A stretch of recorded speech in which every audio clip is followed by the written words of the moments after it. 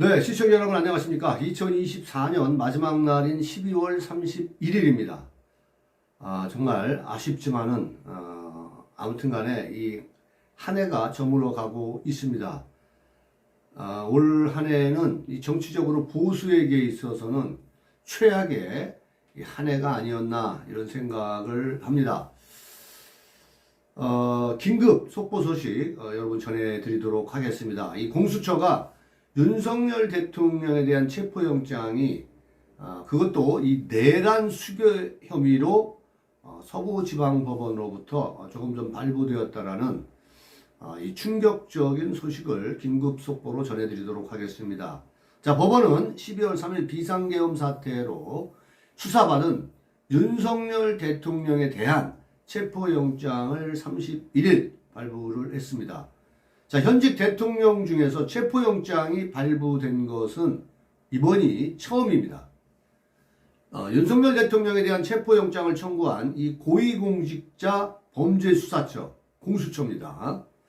이 공수처는 이날 오전 9시 24분 언론 공지를 통해서 이 공조수사본부가 윤 대통령에 대해서 이 청구한 체포영장과 수색영장이 금일 오전부터 발부된 것으로 확인되고 있습니다. 자, 체포영장의 집행 시기 등에 대해선 향후 일정에 대해 현재 정해진 바가 없다고 밝혔습니다. 공수처와 경찰 국가수사본부 또 국방부 조사본부로 구성된 이 공조수사본부 이 공조본은 지난 30일 0시 서울지방법원에 윤 대통령에 대한 체포영장을 청구를 했었습니다. 이 공조본은 이 체포영장의 내란 우두머리, 즉 수괴라는 얘기입니다. 내란 우두머리, 이 직권남용의 혐의를 적시를 했습니다. 또 이 한남동 대통령 관저에 대한 수색영장도 함께 청구를 했습니다. 관저를 수색해 윤 대통령을 체포하겠다라는 그러한 취지로 보입니다. 자, 그런데 여러분, 이 대통령 측의 입장은 이렇습니다. 이 불출석에 대해서 대통령이 그 소환조사를 3번이나 불응하지 않았습니까? 이 불응에 대한 이 불출석의 정당한 사유를 전달을 했었고, 그런데 이런 영장이 발부된 것은 납득하기 어렵다. 이런 입장을 밝혔고요. 또한 이 수사권 없는 이 기관, 이 공수처를 이야기를 하는 겁니다. 다시 한번 말씀드립니다만은 공수처는 수사권이 없습니다. 수사권 없는 기관 영장 청구는 불법이고 무효다. 강한 이런 그 항전의 입장을 밝혔습니다. 이 법 규정에도 이 공수처는 수사권이 없는데 도대체 공수처는 왜 이러는 걸까요? 누구의 지시를 받는 것일까요? 자, 수사 중에 이 직무와 연관된 것이 나왔다는 이유에서 지금 이 공수처가 광란에 칼춤을 추고 있습니다. 자, 그리고 이 조금 전 이 김용현 전 국방부 장관 측의 변호인단도 그 입장을 밝히는 긴급 기자회견이 발표되었는데요. 이 기자회견을 통해서 이 김종민, 그러니까 김용현 전 국방부 장관의 변호사죠. 이 김종민 변호사는 이것은 사법체계의 붕괴다. 공화국의 위기다. 이렇게 입장을 밝혔습니다. 제가 봤을 때는 아무래도 이 공수처가 이렇게 날뛰는 모습을 보니까 이 공수처와 민주당과 또 이재명 이렇게 내통하고 있는 것이 아닌가 이렇게 생각이 되어집니다. 이 체포영장이 발부되자 또 경호처에서도 입장을 발표를 했는데요. 윤 대통령 체포영장 발부에 이 충격적인 이 경호처가 입장을 발표를 했는데요. 이게 자칫하면 내전으로 치달을 수도 있는 물리적 충돌 상황이 발생할 수도 있습니다. 자, 경호처는 현직 대통령은 윤석열 대통령이기 때문에 경호상 적절한 조치를 할 것을 발표를 했습니다. 앞서 말씀드린 대로 이렇게 되게 되면 정말로 자칫 잘못하면은 이 물리적 충돌 가능성도 배제할 수 없는 그런 상황입니다. 내전으로 치달을 수 있는 그러한 아주 위급한 그런 상황으로 지금 진전되고 있는 것 같습니다. 이 공수처가 자폭 행보를 하고 있는 것은 이게 그 민주당의 이재명과 내통 아니고서는 저는 불가능하다고 생각합니다. 왜냐하면 이게 어떻게든 간에 윤석열 정권을 무너뜨리려고 경찰, 검찰, 공수처 뭐 이렇게 또 육군 수사본부 등 이런 모든 이 그 기관들이 윤석열 정부를 무너뜨리기 위해서 안간힘을 쓰고 있는 그런 우격다짐의 어떤 수사의 목적, 윤석열 정부를 쓰러뜨리기 위한 그런 상황으로 지금 가고 있습니다.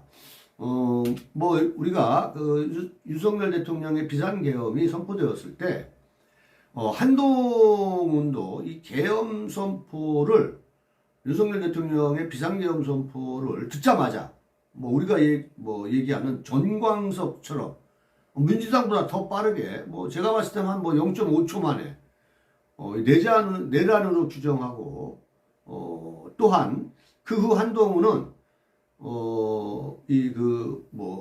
김용현 전 국방부 장관에 대한 수사가 이루어지게 되면 뭐 수사 발표가 있게 되게 되면은 미리 공소장을 뭐 인식하고 있는 그러한 이 내용이 뭐 발표될 것이다. 그러니까 공소장의 내용을 미리 인지하고 있는 뭐 박세본 서울지검 그 수사본부장이었었죠.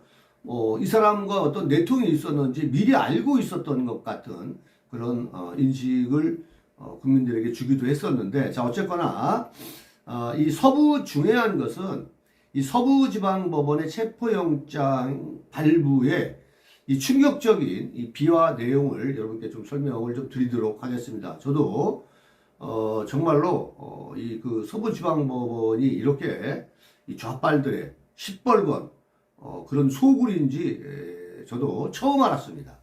자, 이런 내용 여러분께 소개해 드리도록 하겠습니다. 소개해 드리기 전에 아직 송영진 방송의 이 구독자가 아니신 분들은 구독하시고 시청해 주시면 감사하겠습니다. 구독하신 분들은 좋아요, 알람 설정 이렇게 해주셔서 많은 사람들이 이런 내용들을 공유할 수 있도록 여러분께서 격려와 응원 부탁드리겠습니다. 자, 여러분들 공수처가 갑자기 왜 그리고 지금까지의 관례를 무시하고 서울지방법원이 아닌 이 서부지방법원에서 그 사상 초유의 그 윤석열 대통령에 대한 체포영장을 왜 유독 서부지방법원에서 신청을 했을까요? 앞서 말씀드린 대로 이것은 민주당과 이재명과 짜고 치는 고스톱이라고 우리가 생각할 수밖에 없는 여러 가지 지금 의혹들이 난무하고 있습니다. 여러분들 아시겠지만 서부지방법원에는 이번에 민주당에서 추천한 2명의 이 헌법재판관이 근무하는 곳입니다. 마은혁, 정계선. 또 정계선은 서부지방법원의 또 법원장이기도 합니다. 자, 여러분들 마은혁은 어떤 사람이냐? 젊은 시절부터 사회주의 지혜화 운동을 했던 작자입니다. 우리가 뭐 김일성 장학금 수령 뭐 이런 이야기들이 있는데 실질적으로 존재하는 것이 아닌가 하는 이런 많은 보수 국민들께서 의혹을 가지고 있는데 실질적으로 그런 것 같아요. 이 사람은 완전한 종북주의자입니다. 그리고 여러분들 잘 아시겠지만은 이 대표적인 또 진보 성향의 그 우리법 연구원 출신입니다. 그럼 정계선은 누구냐? 서부지방법원의 원장이라고 아까 말씀드렸잖아요. 이 양반은 이 포괄적 차별금지법을 대놓고 찬성을 하는 초위험 인물입니다. 마은혁과 함께 정계선 서부지방법원장 역시도 포괄적 차별금지법을 대놓고 찬성하는 아주 초위험적인 인물입니다. 뭐 그의 남편이 여러분이 아시겠지만은 이 국회 측 또 탄핵소추의 그 위원이기도 합니다. 변호사겠죠. 또 이번에 영장실질 담당을 맡았던 이순영은 누구냐? 이자 역시도 이 법조계의 대표적인 진보 성향의 우리법 연구회 출신입니다. 이번 서부지방법원의 영장실질 담당 판사라는 얘기입니다. 자, 이렇게 서부지방법원은 이 김명수라는 작자가, 우리가 김명수의 사법부는 누가 흑역사라고, 김명수의 6년은 흑역사라고 얘기하지 않습니까? 이 김명수가 이 똥 싸지르고 떠난 이 시뻘건 이 좌파들의 소굴입니다. 서울 서부지방법원은요. 자, 이런 곳에서 여러분들 긴급체포영장을 청구했다는 겁니다.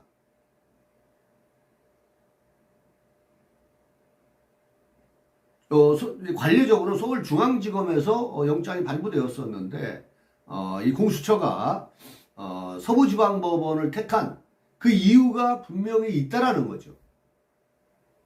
뭐 공수처의 변명은 주거지 문제로 서부지방법원에 영장을 청구했다고 하는데, 그럼 내란 혐의로 뭐 체포된 뭐 특전사령관이라든가 김영현 전 국방부 장관이라든가 이렇게 구속된 사람들은 주거지 문제를 고려하지 않았다는 거 아니겠습니까? 말이 되지 않는 얘기죠. 이거는 법조계에서도 그런 얘기를 합니다. 이거는 법조계의 말 따나 이거는 판사의 쇼핑 아닙니까? 쇼핑이라는 건 뭐예요? 자기가 원하는 상품, 그러니까 원하는 판사를 택하는 거예요. 자, 그래서 이거는 계획적으로 어떤 민주당의 지침, 이재명의 지침에 의해서 판사 쇼핑을 한 게 아닌가, 이런 생각을 지울 수가 없는 거죠. 지들 마음대로 판사를 골랐다는 얘기예요. 자, 이런 것들에 대해서 제대로 대응하는 국민의힘당도 너무나 무기력합니다. 그런 모습도 지금 보이지 않고 있어요. 자, 여러분들 서울지방법원 같은 경우에 체포영장을 만약에 그쪽으로 신청하면 발부하지 않을 것 같으니까 서부지방법원 시뻘건 좌파들이 득실들거리는, 어떤 종북주의자들이 득실거리는 그런 이 시뻘건 좌파 소굴의 이 서부지방법원으로 영장을 청구한 것이 아닌가, 이런 의혹을 가질 수밖에 없는 겁니다. 아니, 공수처가 뭔데? 아직 결정되지도 않았고, 그리고 헌재에서 재판이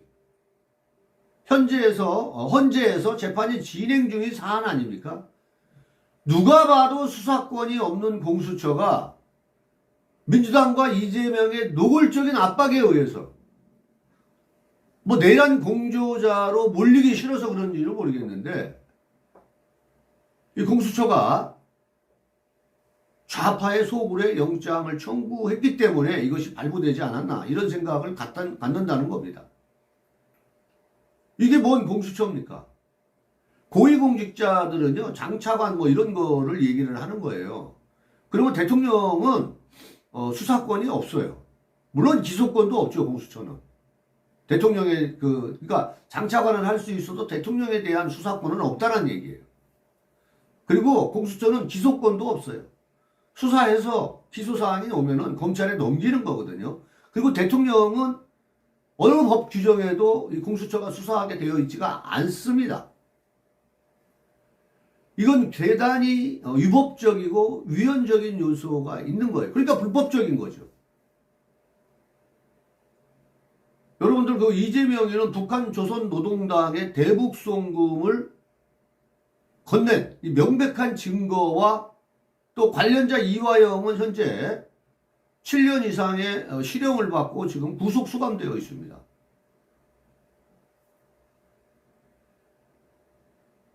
그런데 그런 이재명에 대해서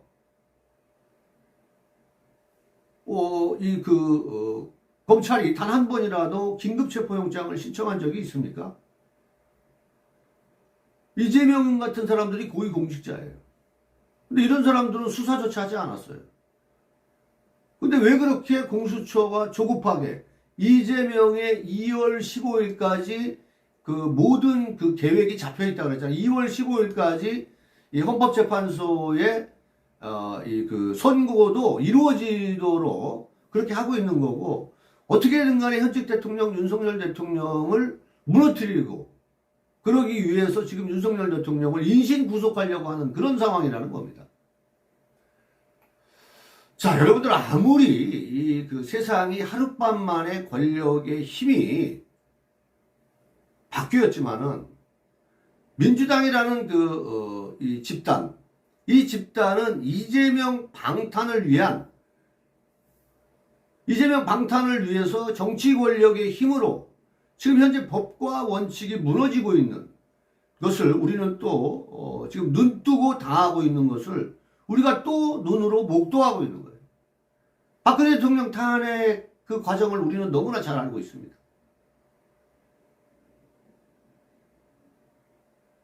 그래서 저는 지금까지 이재명의 재판까지 시간을 벌지 못하면은 보수가 괴멸할 것이다 라는 이런 내용을 제가 많이 말씀을 드렸었는데, 자, 이런 걸 생각해 보면 또 우리가 한동훈을 원망하지 않을 수가 없어요. 이런 문제들에 대해서 여러 차례 경고를 했었고, 이재명은 문재인보다 100배, 1000배는 더 잔인한 놈이고, 정말 거짓말의 달인 아닙니까? 그래서 더 혹독할 것이다라는 이야기를 누차 했었습니다. 자, 이렇게 어둠의 세력이 엄습하고 있는 이러한 상황 속에서 과연 보수들은 제대로 대응을 하고 있는지, 국민의힘은 제대로 대응을 하고 있는지 저는 정말 답답합니다.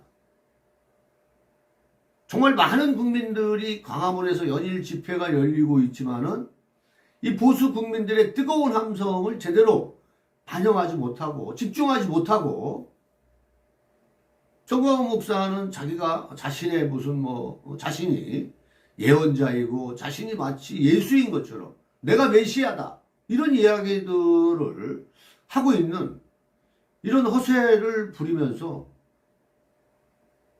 많은 우리 애국 시민들을 불러 모으는 것은 저는 자기 장사에 몰두하고 있는 것이 아닌가 이런 생각을 하는 겁니다.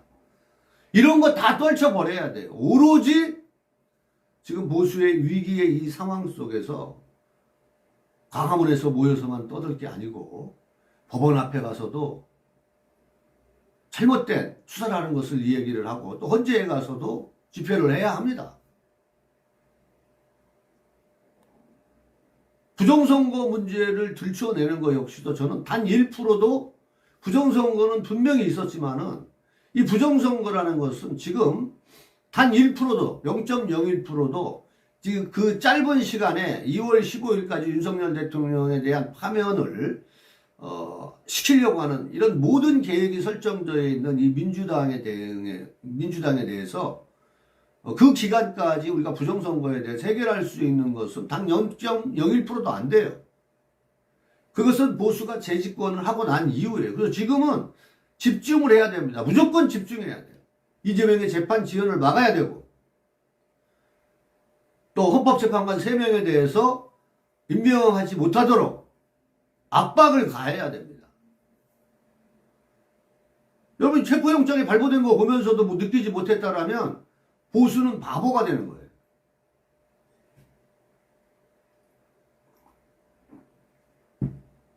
여러분, 마은혁이나 정계선이가 민주당에서 헌법재판관으로 임명을 해서 지금 국회에 통과도 됐는데 추상목 안덕수 국무총리는 거부를 했었고, 이 추상목이는 협의 중에 있다 이런 얘기도 들리고 있고, 또 국민의힘당도 협의 중에 있고 탈출 이 전략을 지금 짜고 있다고 하지 않습니까? 시기와 방법을 선택하는 그 방법만 남았다 이렇게 이야기를 하고 있는 이런 모습을 보면서 이 보수 국민들은 정말 좌절을 할 수밖에 없는 그런 상황이죠. 자, 이런 것들에 우리가 집중해야 된다라는 말씀을 다시 한번 제가 드리는 겁니다. 부정선거가 없었다는 얘기가 아니에요. 너무나 고생 많이 하셨죠. 그러나 지금은 전략적으로 우선순위라는 게 이재명의 재판 지연을 막아야 되고, 법과 원칙에 따라서 재판이, 이재명은 여러분 100% 아니 200% 300% 재판 지연시키고 재판 안 나갑니다.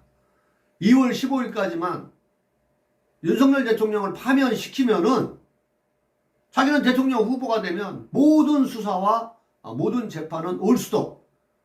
그리고 지금 2월 15일이 윤석열 대통령이 파면이 되면은 선거는 하나만 합니다.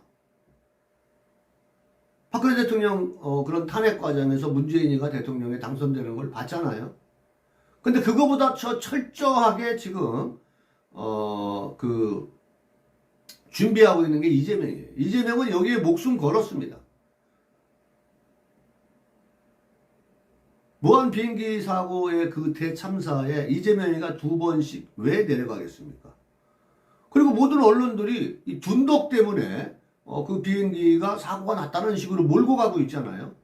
근데 사실은 그게 아니잖아요. 이런 많은 인명피해가 있었으면은 국민의힘당에서는요, 민주당처럼 이거 국정조사 해야 된다라고 그러고 이거 특검 실시해야 된다라고 해야 되는 거예요. 왜 국내선밖에 운행을 안 했어? 국내선만 운행을 한다고 해서 이명박 대통령이 당시에 허가를 해줬는데 거기 안 된다고, 세택 때문에 안 된다고 했는데 민주당이 밀어붙인 거 아니에요. 그리고 국내선만 해야지.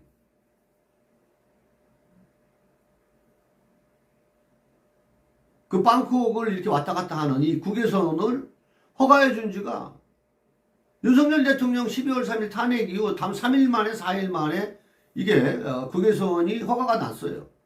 그 후로부터 21일 만에 이런 사고가 난 겁니다. 이거 국정조사하고 특검하자고 이렇게 이야기를 해야 되는 게 정상 아니에요? 이게 모든 이목이 민주당에 쏠릴 것 같으니까 이재명이가 2번씩 내려가서 막 눈물을 흘리고 그 가짜 눈물 아닙니까? 아주 가증스러운 눈물 아니겠어요? 자, 이런 것들에 우리가 집중을 해야 되는데 그래서 제가 부정선거 문제는 지금 해결할 방법이 없다. 우리가 재집권을 하자.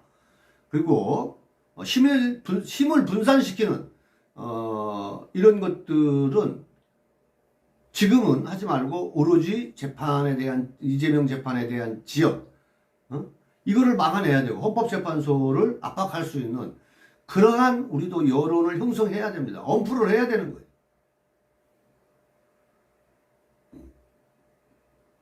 이런 부분에 있어서 현실적으로 참으로 안타깝고 정말 통탄스럽습니다. 지금 아주 위험한 상황이라는 것을 말씀을 드리고 지금 대통령 관제 앞에는 또 많은 우파 국민들이 어제부터 또 밤을 새신 분들도 굉장히 많더라고요.